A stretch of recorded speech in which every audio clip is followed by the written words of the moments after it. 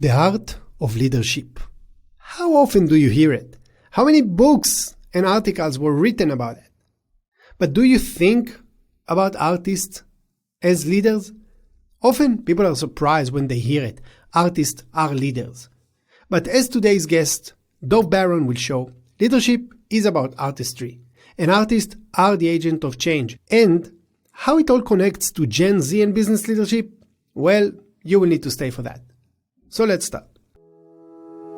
We are being told to choose between the left and right brain, between studying art and engineering, between creative and analytical thinking. Our society tells us that art and business are not connected. But what if society is wrong? What if it's misleading us? The good news is that understanding what art is can bring us to a new revelation. Art does matter in innovation, technology, and entrepreneurship. And with the help of this podcast and its guests, you as well will learn that art is not an object. Art is a mindset. You are listening to the Artian podcast. With me, Nir Hindi. The majority of us encountered, at some point, leaders in our lives. It might be your high school teacher or childhood friend. It might be your first boss or colleague. But we recognize leaders when we see them. Leadership is not about role or authority. It is about human capabilities. And often, just like you see in an art gallery, a painting carries the name Untitled, we often find the untitled leaders in the work environment. Leadership is not something we can take. It is something given to us by others. So what can we do to become better leaders? Dov Baron, an executive advisor, has been working in the field of leadership for many years. Inc. magazine named his podcast, Leadership and Loyalty, as one of the top podcasts listened to by C-suite executives of Fortune 500 companies. He is also the best-selling author of several books, including One Red Thread and Fiercely Loyal, How High-Performing Companies Develop and Retain Top Talent. And he is joining us today to discuss all these topics and more. Hey Dov, welcome to the Artian podcast. Thank you for having me. I'm excited and honored to be here. Dov, today we are going to discuss one of the topics that I think occupied many of us, not only in the business realm, but in political realms, in other realms, which is leadership. Now, from my experience, often people kind of mix between management and leadership. And I want to hear your opinion. Do you think there is a difference between leadership and management? And if there is, what is this difference? There's a vast difference between the two. Management is getting people to fulfill a bunch of tasks and holding them and yourself accountable for doing that. Is management part of leadership? Of course it is. But leadership is far more. Leadership is the transmission of a vision. Leadership is to share the heart and the soul of a vision that you're trying to put across to your people, to engage them, to have them become champions for. And you can only do that if leaders lead. Now, what does that mean? It means that leaders must go first. So managers don't have to go first. It's like, go get this done. Leaders must go first. You're going to be the first in the trenches. If you're going to talk about, we need to take greater risks and we need to be more innovative. Well, do you ever stick up your bum and you're not bothering to get innovative? If you are, you don't have the right to say that. So leadership means you have the right to ask people to do what you're willing to do. And it's the transmission of a highly infectious vision that engages your people at a heart, soul, and mind level so they will go to battle for you. That's what real leadership is. So you already mentioned some of the qualities that probably what makes a good leader. Now you interview, I don't know how many leaders of the business world. I mean, I think your podcast, is in the hundreds. Thousands, yeah. Okay. The thousands. Okay, sorry, I'm behind the numbers. And you speak with leaders from every aspect. And you already mentioned kind of the characteristics that make a good leader, one of them. I'm interested to hear from you. What other characteristics make a good leader? You're absolutely right. There are so many different facets, but one of the key facets for me that is vastly different than even as little as 20 years ago. Now, of course, if you're 20, that seems like a lifetime ago, but it's not very long ago in business. But when I entered into the business world, I was told very clearly that vulnerability is a weakness. Don't let them see the chink in your armor, whatever you do. Pretend you understand and you know, and then quietly go away and find out. Never let anybody know you don't know. That's a bad leader today. That's a terrible leader today. A great leader today is open and vulnerable and willing to say, I don't know. Maybe you guys have a better idea than I do. Maybe all of you is better than just me, and I can facilitate that. So that level of vulnerability. Now, that vulnerability needs what we call discernment. And what I mean by that is when people hear this term vulnerability, I've been talking about it for about 25 years in different forms. And thank goodness someone like Brene Brown has brought it to the surface and really made it popular, which is wonderful. But when people hear vulnerability, they think that that's permission to go emotionally vomit on your people. That is not what it means. It means reciprocity of discerned vulnerability. So reciprocity means I give, you give. I give you something, you give me something. That's a reciprocal act. Discernment means as the leader, I have to discern how much to give and how much to take. So what does that mean? It means if I'm dealing with some people who are incredibly wide open, I can talk about my childhood. I can talk about deep philosophical questions. With other people, they don't have that depth, or they don't want to go to that. They don't want to step into that. And for them, the vulnerability might be as simple as saying, I don't really know how to do this. I know I'm the leader, but you, Nir, you're the expert in this. I would really like to hear from you. That level of vulnerability. But it takes a level of not just emotional intelligence, which everybody's talking about, but more importantly, vulnerability takes a level of emotional maturity. And maturity has got nothing to do with chronology. It's got nothing to do with your inner clock. It's got nothing to do with how many times we've been around the sun. It's your ability to mature in how you respond to somebody with emotional levels of compassion and empathy that is measured.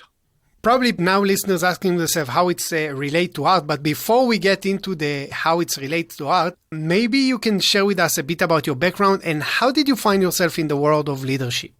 Okay, well, we only got a little while, so I'll try and do the short version of it. The short version of it is that when I was a little kid, my mom shipped me off to the rabbis because she figured I was possessed because I would talk about things existing beyond the veil, which means I saw things or imagined things that were not physically in front of me. My mom thought I was going crazy. She shipped me off to the rabbis at Lubavitch, and I started to, learn. And, I was very young and got very involved in that world. And as a young child, I was an artist. If you'd have asked anybody what I was going to be, including me, the answer was artist. I was convinced I was going to be an artist. I then started studying prana yoga, taught myself prana yoga, and started studying other things like that. And at 21, I left the UK where I was born, so that's a couple of years ago, and started to travel around the world to study with different spiritual masters. I studied Vedanta, which is Hindu philosophy, Buddhism, the Tao, Gnostic and Coptic Christianity, and a bunch of other different religious philosophies. Found that I met all these wonderful spiritual people who couldn't, to use a term, get their shit together. So I wanted to study psychology. Like, why do these people not understand that? I started studying psychology, became fascinated with Jungian psychology, and from there started studying attachment theory. I became a therapist. And from there, I got kind of frustrated with people wanting to moan and complain and not do anything about it. So okay, what's next? So I started looking at what's then was called, in the 1980s, the science of excellence, which today is called leadership. There I met a lot of people who were kind of soulless. They had all kinds of success, but not much sort of soul. So I thought, well, how do you bring this together? And in 83, I kind of stumbled into quantum physics and neurosciences. And then I started to put the whole thing together and bringing that to a friend of mine invited me to speak for his management team who knew me through a completely other business. I'd owned businesses on 3 continents. And he said, why don't you just come talk to my people? I'm like, about what? He goes, anything you want. And that was the beginning of that world for me of entering into leadership, but from this very strange space that allowed me to convey something in a way that was not being heard before. Which now kind of bring me to why I brought you on the show. You already mentioned vulnerability, and I have to mention one story to our listeners. Last year, Airbnb, which is one of the companies I like, actually fired like 3,000 employees. And Brian Chesky, the CEO, kind of wrote very open letter about the situation, about how he feels, etc. And there was a lot of vulnerability in it. Now, why I'm mentioning Brian Chesky? Because Brian Chesky and Joe Gebbia both have bachelor in fine art. Both of them actually graduated from an art school. Brian Chesky used to paint a lot when he was a kid. And I kind of ask myself, maybe the fact that he's an artist background allowed him to be vulnerable in a space that require the toughness that we always see in business. The world is changed by the artists, who in all their forms find a way to speak to our hearts and our souls and our minds in ways that the rationale fails miserably at. Every artist worth their salt challenges the rigid taboos with paintings and sculptures that shift our perceptions. Last year, you published a video before we knew each other, and you spoke about artists as leaders. And I'm very much interested to hear, why do you think artists are leaders? Thank you for asking that, because I do think it's really important. When I say artists are leaders, I am certainly not limiting that in any way, shape, or form to business. Artists are leaders. Now, let me just recalibrate artists, because when I talk about artists, I'm not talking about people who paint on a canvas, although I certainly was that kind of artist. It's the writer, it's the dancer, it's the choreographer, it's the comedian, it's the actor. It's people who are in any way, shape, or form in the arts, and not even for a living, but in the arts. And because when we look at the world we live in, and as we look around today at 2021, we can see the conflict. We can see the polarization. We can see all of these things.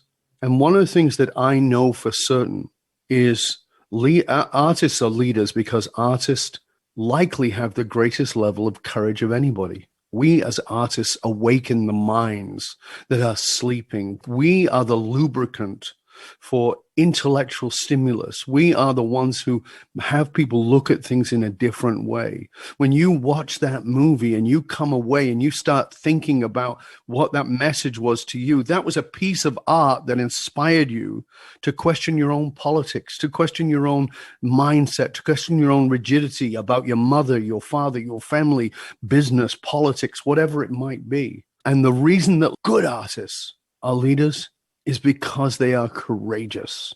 If you're not a courageous artist, you're not a leader. But the potential for art to lead the world is insanely brilliant. It can awaken the hearts and souls and the minds of everyone. And, we just saw that at the inauguration of Joe Biden, when Amanda Gorman, who was the poet laureate who's 22 years old, it was beautiful. One day comes, we ask ourselves, where can we find light in this never-ending shade? The loss we carry, a sea we must wade. We've braved the belly of the beast. We've learned that she was beautiful, and I'm not just talking about physically. I mean, she was beautiful. She was radiant. Her words were magnificent. Her words were a completely courageous statement delivered in such a beautiful way that people on the extreme left and people on the extreme right and people in the middle were lifted. Art is the elevation process for the heart, the soul, and the mind. Yeah, it invites so many things. I also kind of go back to Amanda and ask myself how a 22 years old poet managed to do what business and political leaders just don't. How she was able to capture these aspirations, hope, and dreams of so many people, and we cannot see it coming from our leaders. But she was never speaking from a place of politics, and that's why anybody could hear it. She spoke from a place of hope. She spoke from a place of inspiration. She spoke from a place of love.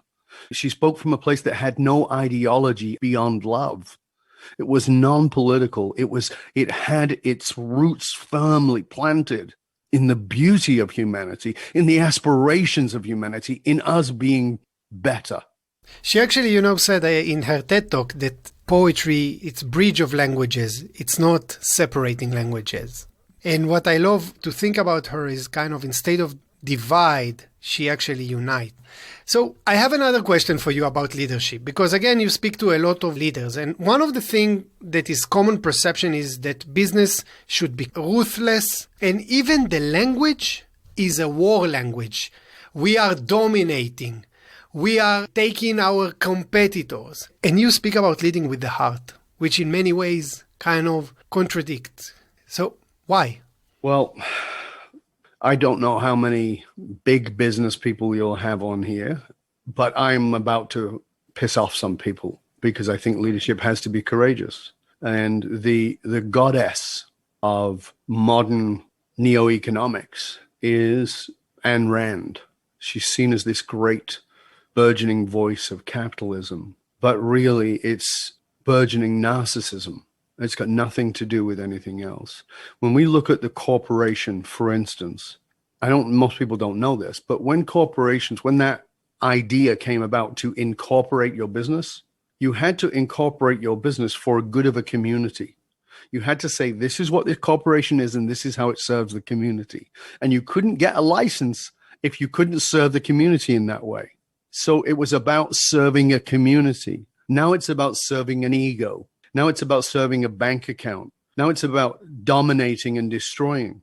So what if we need a new economic platform? The gap between the extremely wealthy and the extremely poor gets wider and wider and wider, and everybody in the middle is falling off the end. This is desperately sad.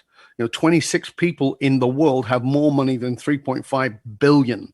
That's kind of crazy by anybody's imagination. So we need to now design a new economic model that is not socialist. I'm not talking about socialism. So if you're immediately thinking that, that's your bias.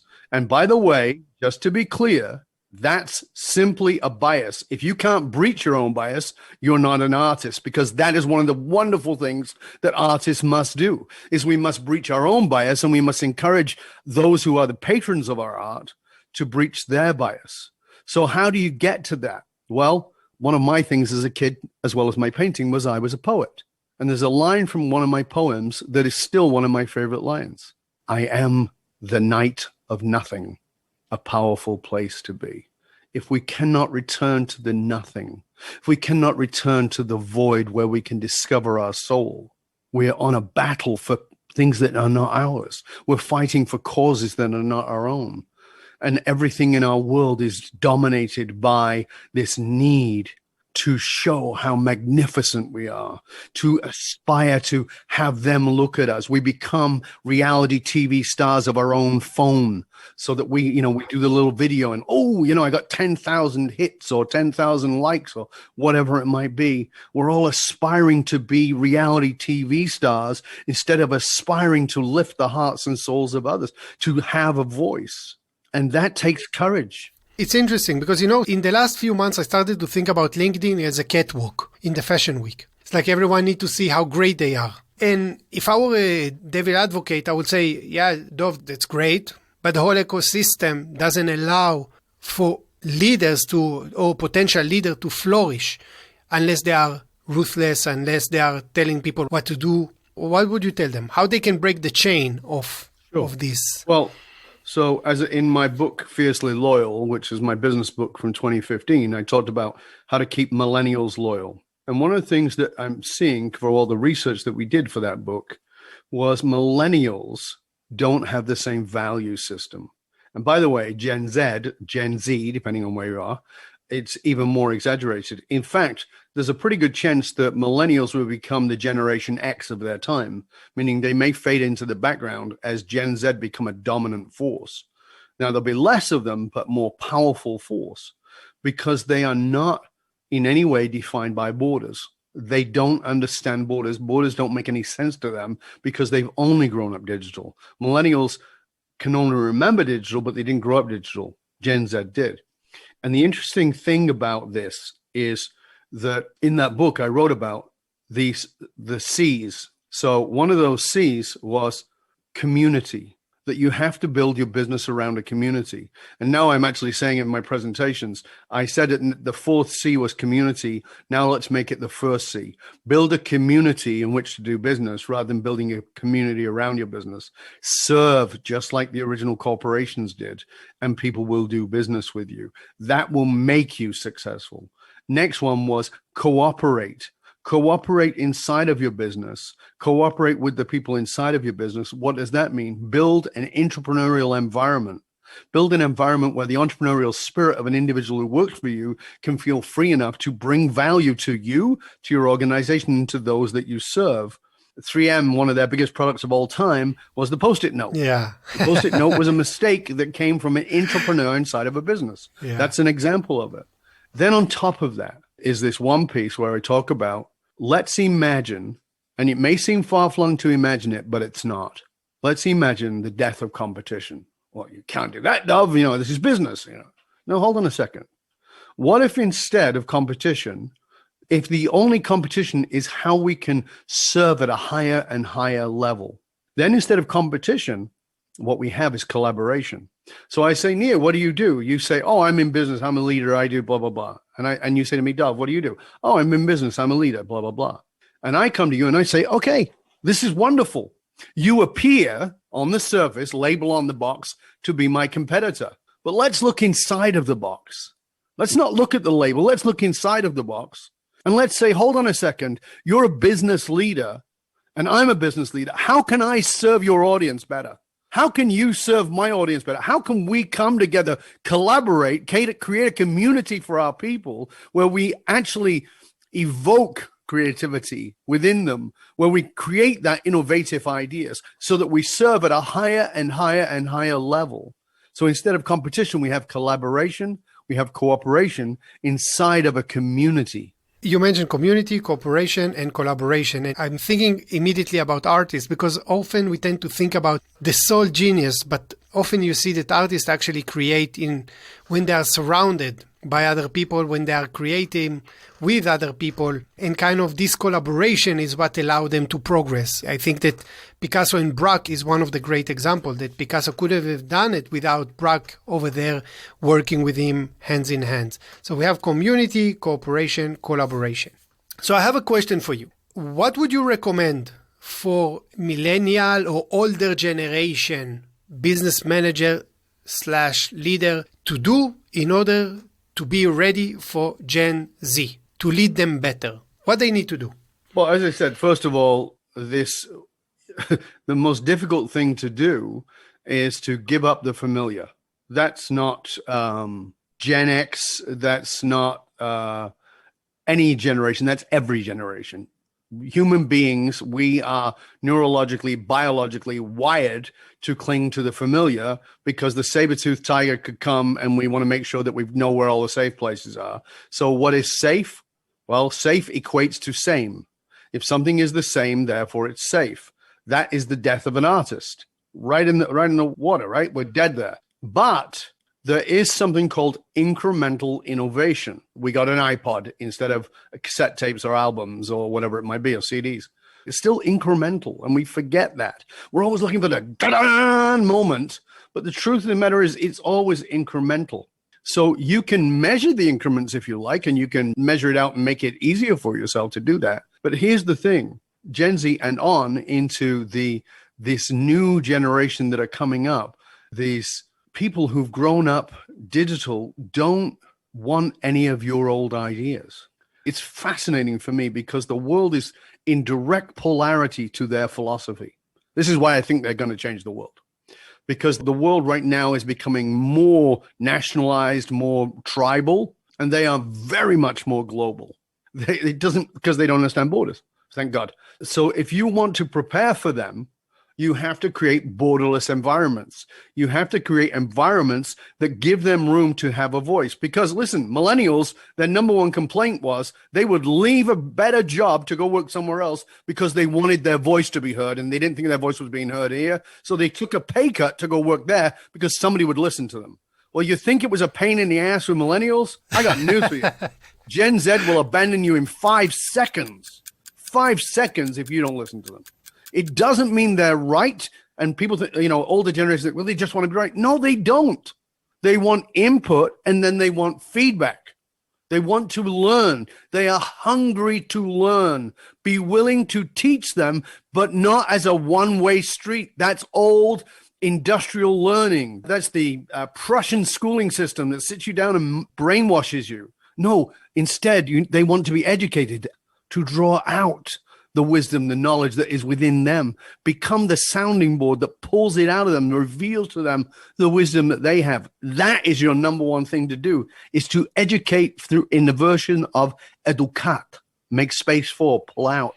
You're speaking, and it's kind of make me think about some of the classes that I give to executive education, and often I share with them some of the topics that Gen Z is occupied with, and one of them is creativity and art. And what I found very interesting, there is a research by Snapchat, I think, they ran, and 80% of Gen Z actually have, I would say, artistic offline practice.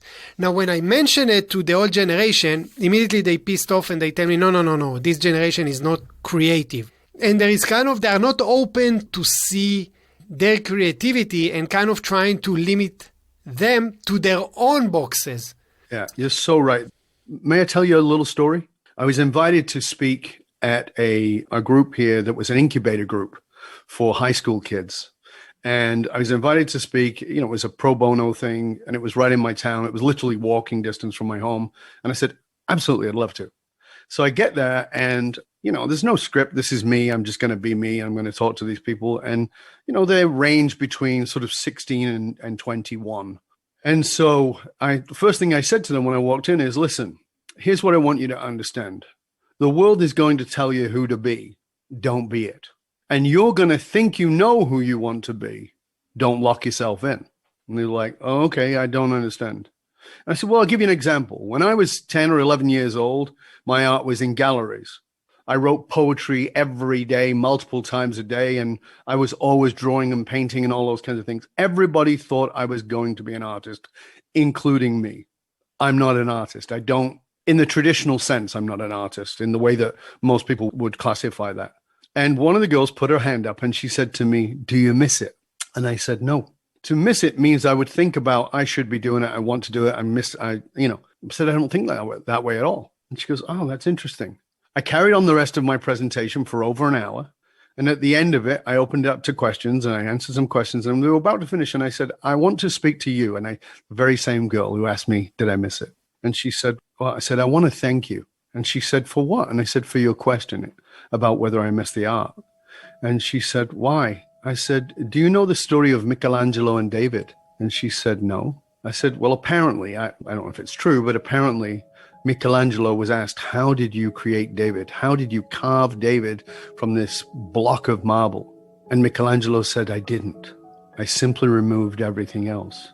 I said, the reason I don't miss being an artist is because I am still one. My job in the work that I do with very powerful individuals in the world is I chip away everything they're not to reveal the David that they are, to reveal the heart, the soul of who they are.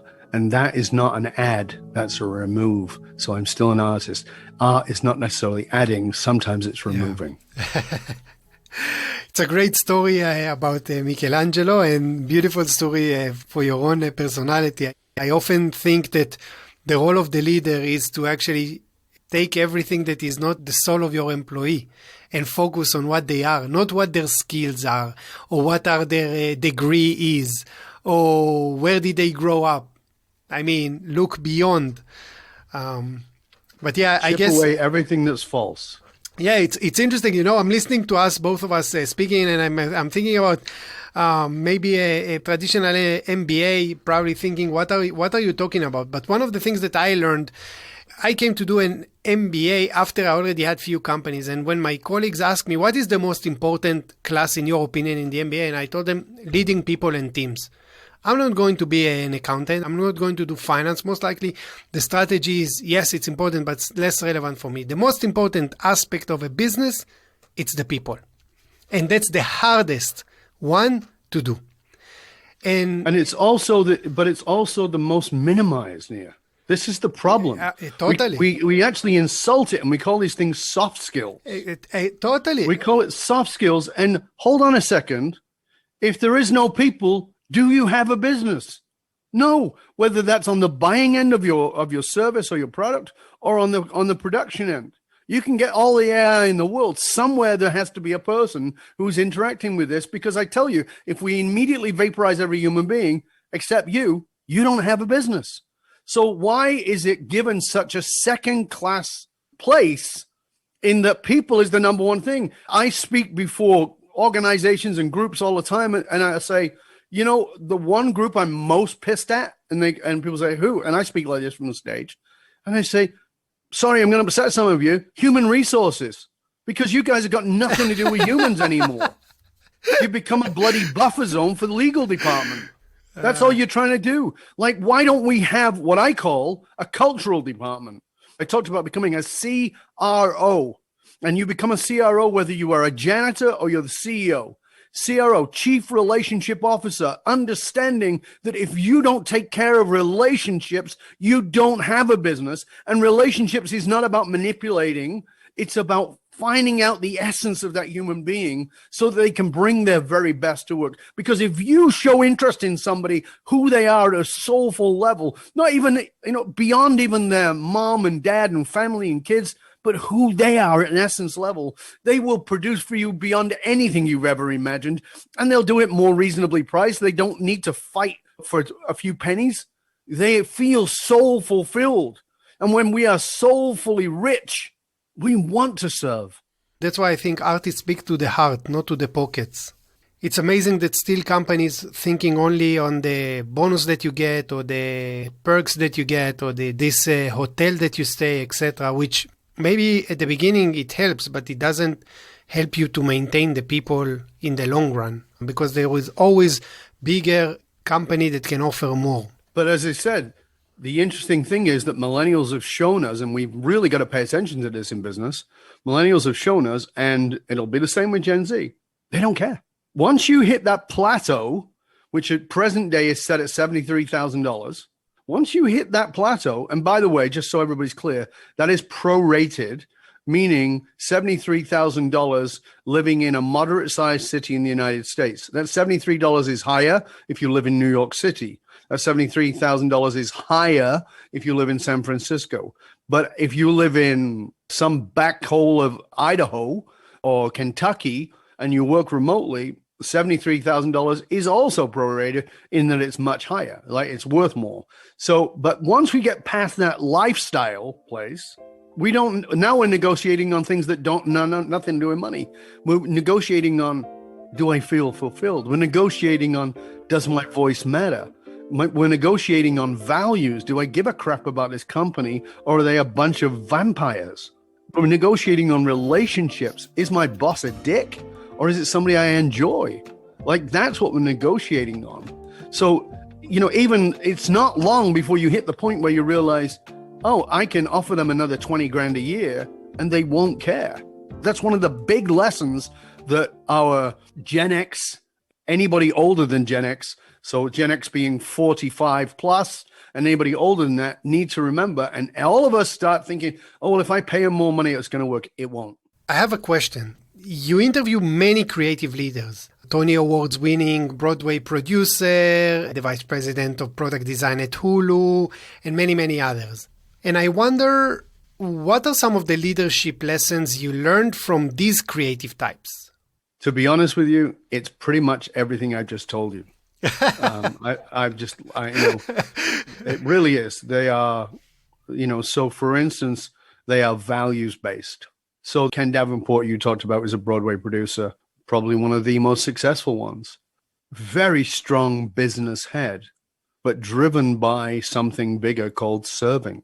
Whenever there's another leader I can think of, I can't use his name right now. I can remember his name, I just can't use it. Walked away from a company because of the corporate culture was no longer befitting of where he was. The company got bought out by somebody else. He was the artistic director, did amazing work. And then he felt like, okay, now I'm going to become the Borg. I'm going to get taken in and I'm going to have to become this machine. Not going to be there. And this is a very high-powered individual. So one of the things I've learned from those high creative leaders is, yes, they understand the exchange of goods. They understand the monetary side of it, even if it's not in an accounting way. They understand the perception of value, but they also understand that they are driven by values, not just value. And on top of that, they also understand, this is one of the interesting things. One of my friends, Jamie Mustard, he's known as the Iconist. You can find his book, absolute genius. But what he understands is the formulaic piece of art, how art works formulaically to connect to the amygdala, to connect to the reptilian part of the brain, to in a way that emotionally bonds. Because business likes to think of everything as being logical and rational. And we know that even the, quote, science of economics is made up. They actually based it on physics, but it doesn't have the same rules at all. Because if you want to look at the stock market, it's very simple. Is the best stocks making the most money? No. The ones that are maximized do the best. What does that mean? That means the ones that are sold the best. How do you do that? You emotionally evoke people. People go, oh, well, I'm very rational. I'm very logical. Bullshit. Nobody is. I don't care who you are. You can be Spock yourself. The truth of the matter is human beings make all our decisions emotionally first, and then we tell ourselves rationalize about them. And that's why we call it rationalize. We rationalize our emotional response to something. Artists, leaders understand the science of that emotional evocation that takes place through the creative. And by doing that, bringing that in, by intriguing with it, because art is seductive. Art is an emotional response that goes far beyond, because it reaches into that reptilian part of the brain. I have a question, and from knowing you, from having all this conversation, I assume I know the answer. Do you think that creativity is a competitive advantage? I think it's probably the ultimate competitive advantage. If only, and again, I want to declassify, because I've had people say this to me, but I'm not an artist of. Bullshit. Human beings are born creative. You don't get to be a human if you're not creative. Now, you may have classified yourself because the teacher at school said, oh, you're a terrible drawer, and so you think you're not an artist. Of course you're an artist, but your form may be different. And once you grasp that, it shifts everything. So here's the question for you as you listen. Ask yourself the question, where does my art show up? Where does my creativity show up? Where is it that it comes to fruition? Because I know artists who are amazing with numbers, who are mathematicians, who are accountants, incredibly creative. And some of them haven't gone to jail. Yeah. It's like, that's what, you were talking, I'm asking, do I want my accountant to be creative with my number? That scared me a bit. Yeah, but, it's like, look for that creativity. And, it's interesting because we only give ourselves permission for it in certain places. So what I mean by that is, I want you to think, as you listen right now, I want you to think about the most rational, hard-ass, logical person you know. I want you to think about that person and think about how, this creativity stuff is wishy-washy and who cares and nobody gives a shit about that. And it's, it's the bottom line. Okay. And, I have no time for this emotional nonsense. Okay, great. Now put them in front of their 1-year-old grandchild. Where's the rationale? Where's the logic? A baby that's under one. Hello.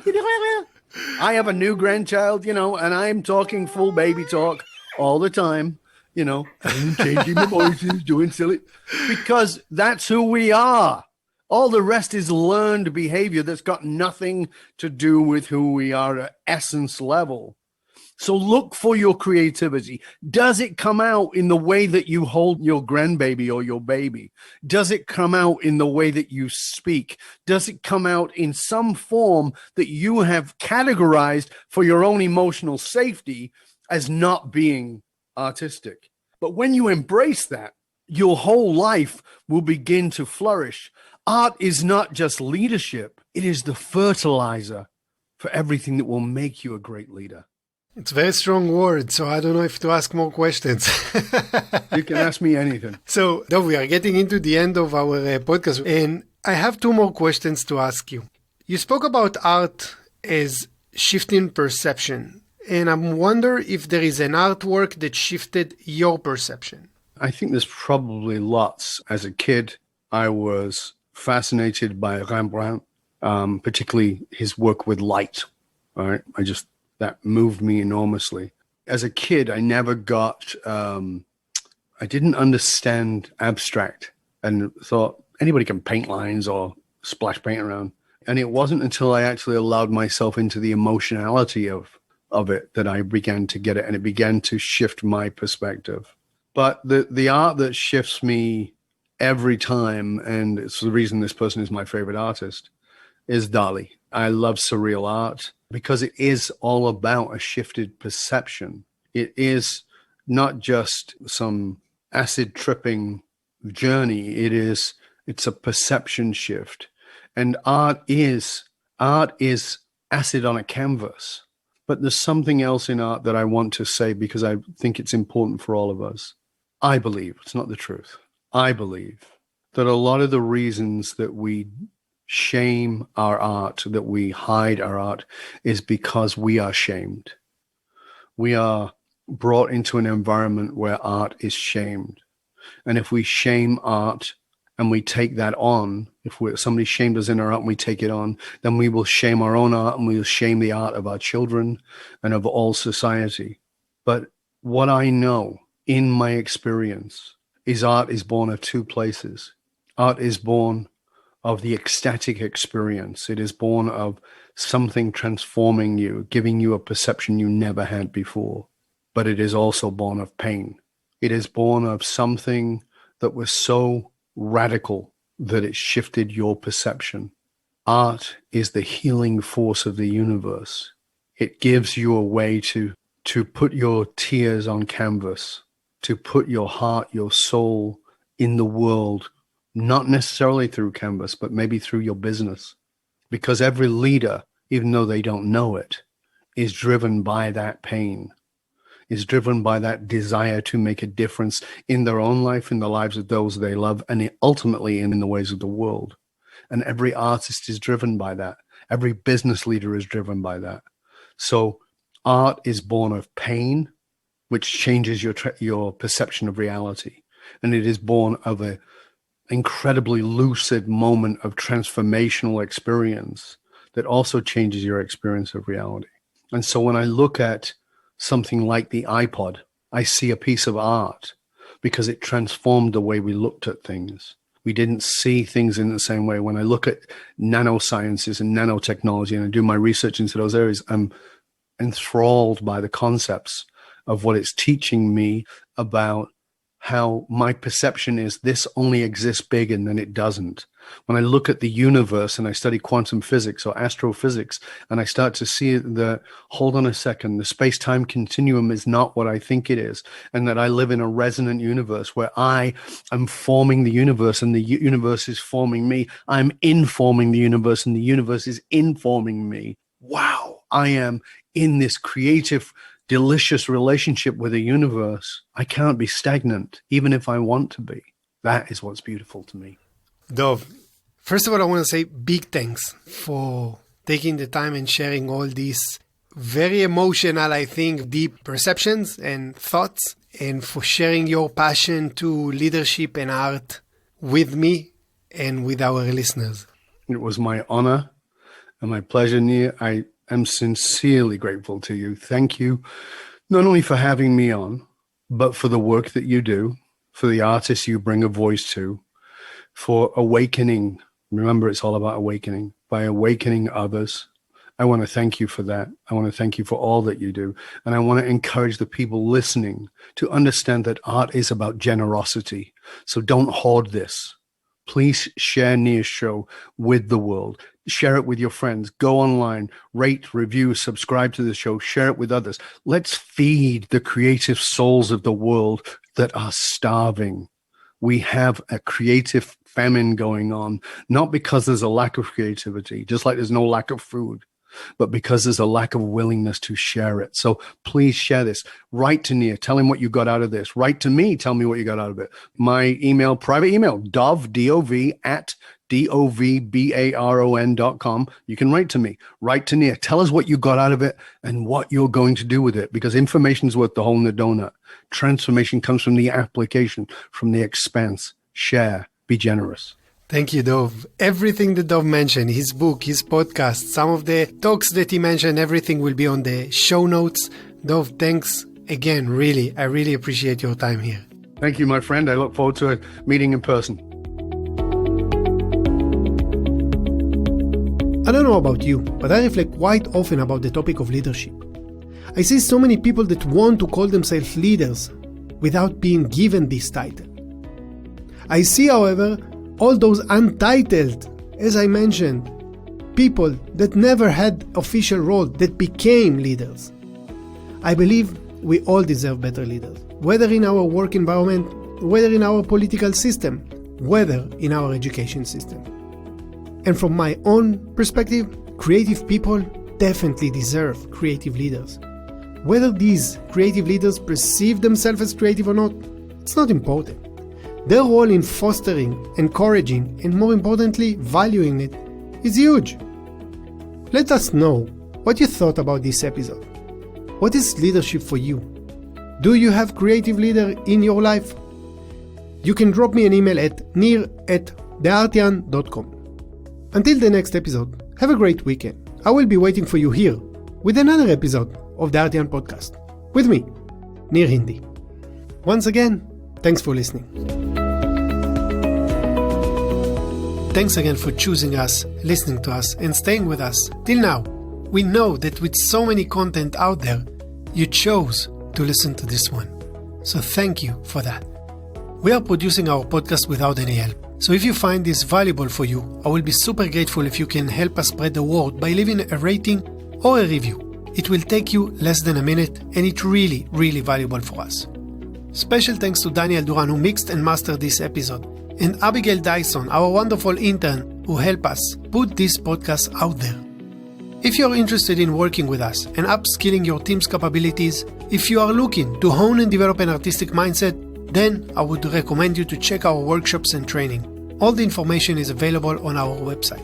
You can subscribe to our podcast on Spotify, Apple Podcast, or wherever you get your podcast.